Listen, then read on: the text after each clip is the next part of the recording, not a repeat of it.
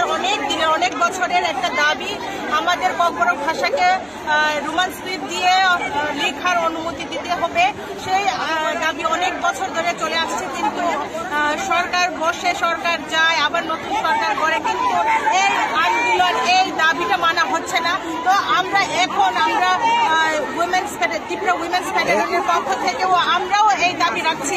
আমরাও অনেক আন্দোলন করেছি। আজকে আমরা রাজভবন অভিযানে এসেছি। আমরা মহামহিম রাজ্যপালের কাছে আমাদের এই দাবি আমরা পেশ করব।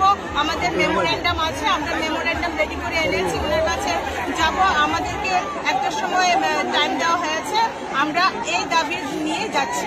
যদি এই দাবি মানা না হয় তাহলে পরবর্তী পদক্ষেপ কি নেবেন? আপনারা দেখছেন, শুধু আমরা নয়, এর আগে টিএসএফ, টিআইএসএফ, আরএসটিসি অনেক সংগঠন এই দাবির জন্য আন্দোলন করছে।